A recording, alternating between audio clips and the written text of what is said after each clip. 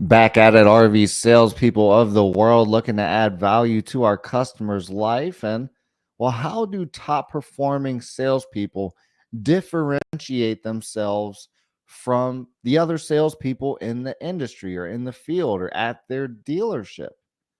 Because it's not always easy to tell, which salesperson is the best performer at each individual RV dealership. A lot of the times, the best salesperson is one that maybe you never even see, or two, just a normal person. You would never tell that they were the top seller at their RV dealership, yet they are. And what is the difference? Like, what are they doing different than everybody else at the dealership that gets them to that point? And there's really only one answer, to be honest with you, because top performing salespeople, they have a way of putting in the activity. And when I say activity, what I mean is you have to always talk to. It doesn't matter how good of a closer you are. It doesn't matter how well you know the deal, how well you are at overcoming objections or whatever the case might be. It doesn't matter. None of that matters if you're not talking to enough customers. There's a quote that I like, and it's, hard work beats talent when talent doesn't work hard, right? And that's so true because, there's a lot of talented salespeople in the RV industry, but not all of them want to put in the activity needed to be a top performing salesperson at their RV dealership. And a lot of the time, that is the difference between a top performer and someone that maybe, isn't hitting their goals, or, someone that would like to be doing more in their industry. So if you're an RV salesperson and you're at your dealership, the best thing that you can do, the first thing that you can address if you want to be a top performing salesperson, is how many customers you're talking to. How many customers are we talking to in a day, in a week, in a month, and in a year to reach our goals? And you can do the math backwards, right? If your goal is to make $100,000 in a year and you get paid, you know, let's just call it $500 per unit or whatever it might be at your dealership, do the math backwards, right? If I get $500 for, every unit, and I want to make $100,000, then I need to sell 200 units in a year to do that. If I work X amount of weeks in a year, how many units do I need to sell in a week? And then if you find out how many units you need to sell in a week, you can break that down to how many units you need to sell per day. And if you're able to sell that many units per day, let's just say it's 2 units a day or a half a unit a day, or 3 units a week or something like that. If you're able to focus down on those smaller goals, sometimes it'll help you accomplish those little things. Because now, if you're thinking, listen, 200 units in a year, maybe that doesn't sound like much, but 200 units in a year, let's just do the math here real quick, right? There's 12 months in a year. There's 4 weeks in a month. We'll just do basic math. So that means there's 48 weeks, right? So if we need to get 200 units in 48 weeks, right? So that means we need to do 4 units a week, right? So if I need to do 4 units a week, 4.1 actually, so a little more than 4 units a week.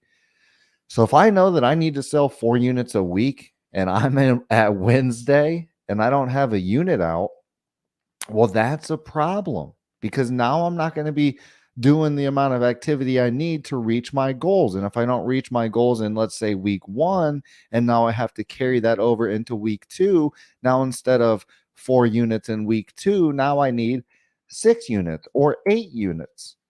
And then if I carry it into the next week, and we're always playing catch up if we're not able to reach those micro goals. So a great way to do it is look at how much money you want to make, or look at how many units you want to make, or look at your goals and backtrack it and see, how many units do I have to sell per week to reach or exceed my goals. That way you can be very focused, because if I got to do 4 deals every single week, then that means I need to be making the phone calls. I need to be, following up with my customers. I need to be closing the deal with them when I get them in the office the first time, as opposed to, getting them back in the office or following back up and trying to get connected with them again. And these are what top performing salespeople are doing differently.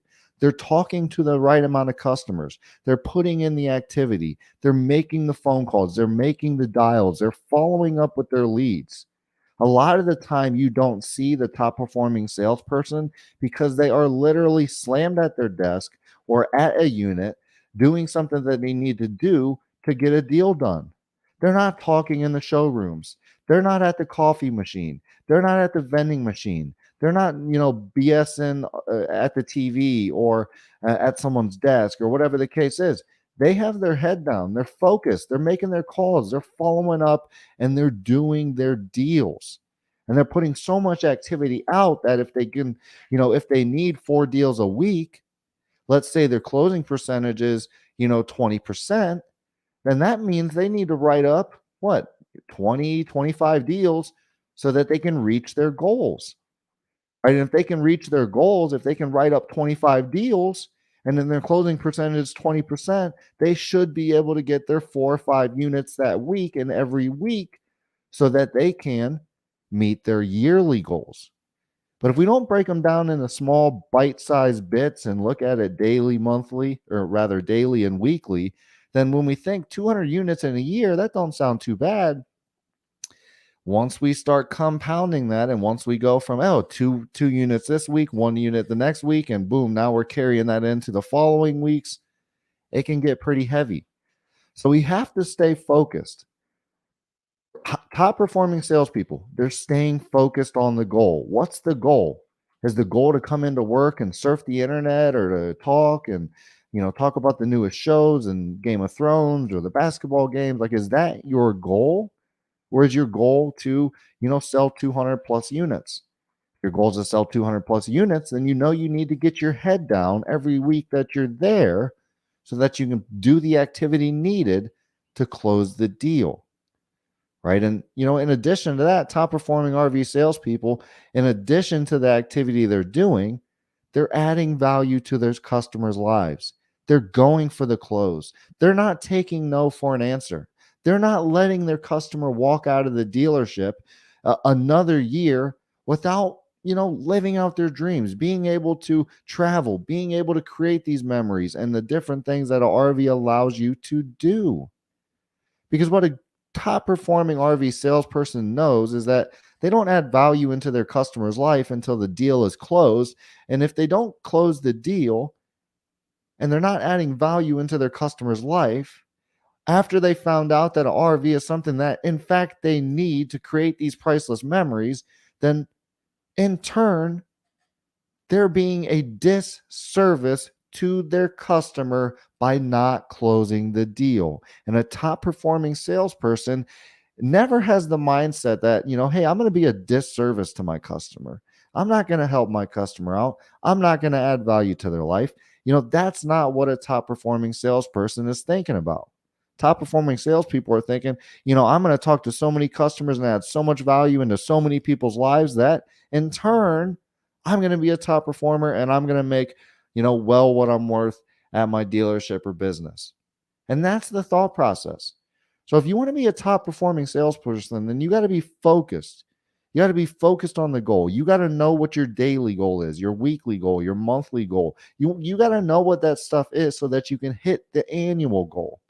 In addition to that, you got to be following up. You got to be making the dials. You got to be putting in the activity. You got to be going through the process, getting to the numbers, getting to the close, and overcoming those objections so that you can add value into your customers' lives and in turn close the deal. If you're a dealership or business that could use more customers, that's what we do here at IMR. We can help your dealership or business double the amount of customers you're getting right from the very beginning. If you're curious on how we do that, let's have a quick phone call. You can give me a call directly, 330-703-3930. Again, 330-703-3930. Ian Nell, great content. I appreciate that, Ian. hopefully RV sales is going good for you and the content is helping you out. If you have any more questions or comments, or if you ever want to hop in a role play, feel free to contact me. Let's hop in a role play if that's something you might be interested in. Let me know and let's do that. But I appreciate the feedback. I'm glad that you enjoy the content there. Just starting out in RV sales from Canada. Nice. Well, welcome, Canada. Um, got a lot of Canadian friends, so you guys are awesome up there. Truly appreciate you. If you ever have any questions, feel free to reach out. I'd love to help you in any way that I can. And hopefully the videos are helping you out. So, also, if you don't mind, drop what dealership you're at. Maybe there's some Canadians out there that'll see the show and maybe even come ask for you there at your dealership, Ian. So drop your dealership in the chat if you want to. I'll give you a quick shout out. Maybe that way, maybe if someone by chance sees the video, maybe they come see you and get an RV from you. So, in addition to that, if you're an RV salesperson like Ian, right, that maybe wants to get better at the deal, maybe wants some sales training, there's a couple ways that you can do it. You can go grab the book, Sell More, Live More Sales Training. You can get it on Amazon. You can get it on Barnes and Noble. Link is in the description. If you haven't got the book yet, Ian, go grab that book. Also, if you want to do some online sales training instead of reading, you can do that at sellmorelivemore.net. Sign up for that sales training program. It's only $9 a month, roughly, or $100 for the whole program. So it's very inexpensive, and it's going to be worth 10 times that once you finish the program and get better at the deal. We have an RV sales training program specific. So if you're an RV salesperson, it's actually, I think it's the only RV sales training program out there. I could be wrong, but it's probably the only one out there. So take advantage of that. Only $9 a month, $100 for the whole program. Go get it before we increase the price. Ian from Canada works for Four Seasons RV, Medicine Hat, Alberta. So if any of you Canadians out there looking for an RV, make sure you go see Ian Nell at Four Seasons in Medicine Hat, Alberta. Give him a call. Maybe he can help you find the right RV. That way you can start living out them dreams, creating those memories, and stop torturing yourself and not buying the thing. Okay, it looks like he does have a quick question. Let's see. Ian, now I do have one quick question for you. How do you connect with someone who only gives you an email address and no phone number? Getting ghosted after pricing something out is really frustrating. I'm going to get your book ordered right now. Beautiful. Appreciate that, Ian. Link is in the description if you want to get there quick. After you read it, make sure you give me that 5-star review if you think I deserve it. Okay, so back to your question, though. If a customer only gives you an email address, what I'm going to do is I'm still going to follow up with them. I'm still going to write up the numbers because it doesn't take too long to write up the numbers, right? It doesn't take that long to get our pricing. And we shouldn't just be getting these customers pricing, right? Because pricing differentiates depending on the county that you're in, depending on your sales taxes. So we should be doing write ups for these customers. If a customer wants to get pricing, let's try to segue it into something like, hey, great, I can definitely get you some pricing on this unit. Let me ask you this. What county are you in? Or what's your sales tax in the county that you live in if I was to get this RV shipped to you, right? And then you can even see how much shipping is going to be. If you, let's say it's someone out of state, out of the area. If they're local, maybe that's not something we have to worry about, right? If they're local, that's even easier because then we can just say, hey, what county are you in? We put the numbers together and we send that back to them in email. Because at the end of the day, it never hurts us to get numbers out there. They could use it to shop us, yes. But a lot of the time, they can use your website to shop you. They can use a lot of stuff to shop you against the competition. So just by having a just by having numbers out there in the universe, right? Irons in the fire gives you a higher percentage to close the deal. So if someone is a customer that will only give me email, some of the time those customers like to work through email. And in fact, they'll even buy through email as long as you're not too pushy on, hey, give me your number so I can call you. Maybe they will just like to work through email, right? So, get their county, get their sales tax, get where they're located, whether it be local, whether it be out of state, whatever the case is, and get those numbers down for them as an out the door number so that they can actually buy the unit. Because if you just give them the price of the RV, you still have to write up the numbers if they're going to buy it. So now I have to, let's say I email them over the pricing and the pricing is 20,000. Okay. And they're like, great. And now I have to go back into it. Well, what county do you live in? Right. Or where do you live so I can get you out the door pricing? And I got to go back to it. And that's a sticking point. That's a friction point. So what I'm going to do again is I'm just going to get the county from the very beginning. I'm going to learn where they're at. If I'm sending over numbers, I'm going to try to get them out the door numbers so that they actually have a chance to buy the unit. Meet the customer where they are at and what they want to use for contact. Exactly. Because some customers will buy through text, some will like calls. I personally like calls, but I'm me. Some people don't like calls. Some people do it all through email. So meet them where they want to be at, give them great service, right? And then just like I said, let's instead of sending over pricing, let's send them over an out the door number so they know, because that's better information for your customer anyway, because if they ever want to buy, whether it be today, tomorrow, next week, next year, having an out the door number gives them a more concrete, hey, it's going to cost me $34,562 or roughly $400 a month to own the RV. So now if I'm planning for it, then I'm good to go. If I just have your pricing of, you know, 25,000, 28,000, whatever it would be to break down to that 35, now in my head I'm thinking, oh, it's 25. But then I get to your dealership and the numbers get put on paper, and in taxes I didn't think about those, and doc fees and XYZ and my hitch or whatever else I needed. Now I'm up to 35, and now instead of spending 25, I'm spending 35, and now I might be sticker shocked, right? So it benefits you more to send out the door numbers instead of pricing. So I would say, we can't win them all, right? Sometimes you're going to have those emails, those customers that are going to email you and never email you back. And I'm just going to tell you to keep following up. It's not hard to send a quick email. Like, we shouldn't be writing long emails. Like, your email back to them could be, something like, hey, I know you were looking at the XYZ last time, but what kind of RVing are you going to be doing here in 2023? Very short email. It's got one question in it, and it's a very specific question that's designed on getting them talking about what they're going to be doing in an RV, right? Or maybe even say, hey, what time do you have to come in this week to take a look at an RV, right? Maybe you're a little more direct depending on your sales approach.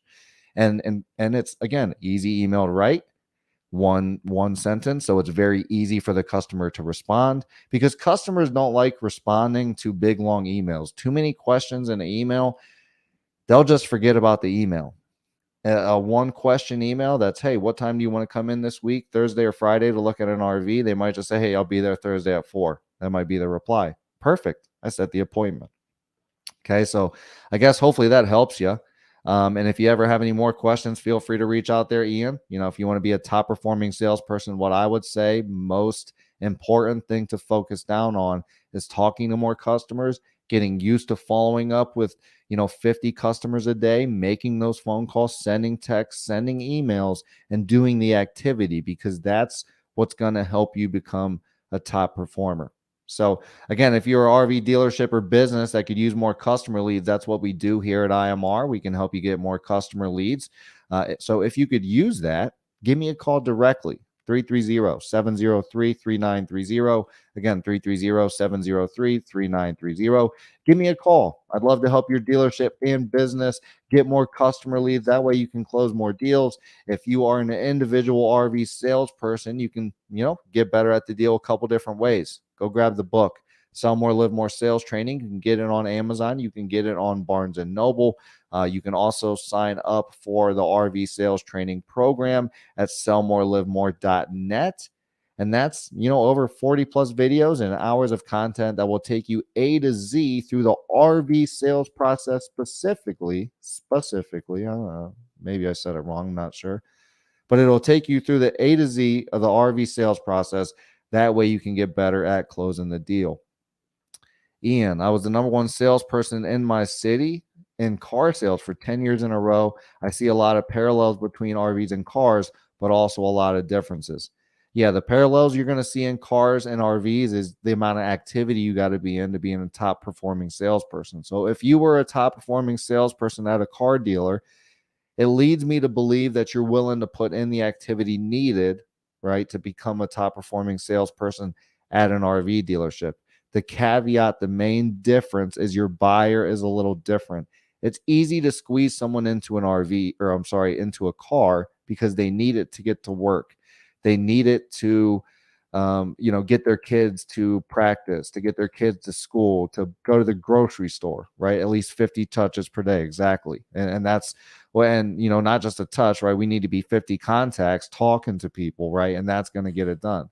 But the main difference with your customer here in the RV industry, Ian, is RV customers, it's more of a want to them in the very beginning, right? Because exactly, it's a want, not a need. Exactly, you're right on there. They look at it as a want and not a need. They have two car payments, they have a mortgage, two mortgages, they have all this stuff going on, and then they have to add an RV into it. That can be a lot, right? So the key in RVs, the main difference, okay, if you approach it like a car, it's not going to work for you. The main difference is you have to ask a lot of who, what, when, where, why, and how questions about how they're going to be using the RV, where they're going to be going, what they're going to be doing with it, who's going to be going with them, and really dig into them emotions. When they say that the wife and two kids are going with them on RVing, we're going to say, hey, where are you going to be going? What are you going to be doing with your kids? Right? Where do you and your kids always talk about traveling? Right? What do you and your kids always talk about doing when you get to the campground? Right? Because then we get the husband and the wife talking about, oh, hey, me and my kids, we talked about traveling down the river and camping and fishing. And, man, that sounds like so much fun. And the memories that we could create. Oh, my goodness. And you get them excited about that dream. And then when you close them, you say, hey, listen, why do you keep torturing yourself and your kids and your wife by not buying this RV and closing the deal today? Because then when they look at it, that helps them look at it now as a need, because now I need to have good times with my family. I need to have good memories with my kids and with my wife. And when I need it, now I'm ready to buy. But when it's a want, it's kind of selfish if I buy it, right? So I'd say biggest difference between RVs and cars is really getting to those emotions of your buyer and then closing on those emotions, because none of these customers need an RV. They have plenty of cars, multiple trucks, houses, businesses, all this stuff that they pay for, right? They don't need it. Like, it's not like a car that they have to have. But if you can get of, them wanting the RV emotionally, then we can close the deal. Another video you had kicked me in the butt. I am not asking enough questions for sure in my discovery. I need to take my time before we start to even look at options. I need to be more thorough. 100%. That's going to be your biggest caveat. And your interview in the very beginning, your introduction will help this out a lot. Okay? So in my introduction, what I would always say to people is, my name's Chris. Welcome to XYZ RV dealership. Let's do a few. Hey, my name's Ian. I'm here with I won't say all seasons. Hey, my name's Ian. Welcome to All Seasons. What can I help you with? Hey, Ian, we came in just to look at RVs. We're not buying today, but, we just wanted to take a look at some things. Okay, great. Let me ask you this. Have you ever bought from All Seasons before? Kind of a tongue twister. Have you ever bought from All Seasons before? They're going to say yes. They're going to say no, it doesn't matter. Now, what I'm going to go into is I'm going to say, okay, great. They're going to, no, we've never bought from All Seasons before. Okay, great. Let me tell you how we do business here at All Seasons. Here at All Seasons, we like to learn exactly what you're looking for in an RV. We like to learn where you're going, who you're going with, what you're going to be doing, what kind of truck you have, and all the different things that we need to learn so that we're sure that we're showing you an RV that will actually meet your needs. Once I learn enough information from you to show you an RV that'll meet your needs, I'll take a look at my inventory to make sure that I even have something that meets your needs. And if I do, we'll go out to the lot. We'll take a look at one or two RVs. Okay, once we take a look at those RVs, we'll come back into my office. I'll show you what those numbers would be out the door. That way, you know what you could pay for that RV cash or in a monthly payment. And if it's the perfect RV, you'll buy it. If it's not the right RV, I won't even ask you to buy it. Does that sound fair enough? And in that introduction, once they say, yes, Chris, or yes, Ian, that sounds fair, they just gave you the go ahead to sit them down and ask as many questions that you need to learn their needs, to learn their wants, so that you can make sure that you're showing them the right RV. And all of this, if you think about it, it's all for the customer. I'm asking you questions so that I can learn, so that I make sure that I don't sell you the wrong RV. Because if I sell you the wrong RV, you won't be able to accomplish what you're trying to accomplish. So by you giving me the time to ask you questions, it's in turn really helping you find the right RV. So help me help you. And that's how you put it, right? And when you do that introduction, it really disarms your customer. It gets them in a state where they're ready to cooperate with you. It gets them in a state where they understand, you know what? That makes sense. The salesperson has my best of intentions at their heart. And then they're like, you know what? Ask me the questions. And now when you're asking all them who, what, when, where, why, how questions, it doesn't feel like you're trying to get moved out to the lot by your customer, because they've agreed to let you ask those questions. So hopefully that helps, but that's absolutely a big thing. Like I said, you don't have to ask many questions in car sales to close a deal because they need it, right? It's easy to jam someone, call it, I don't want to say jam, but it's easy to get someone to close on a car because it's an everyday need. To get someone to view an RV as a need is a whole process in itself. Once we do get them to see it as a need, now we can close them almost as easy as you can close a car. So hopefully that makes sense. I appreciate all your feedback and all the questions. And if you have any questions, please ask away, because that helps me help you in the ways that you RV salespeople need help in, specifically while you're out there talking to your customers and working a deal. I like that. That's very strong. Perfect.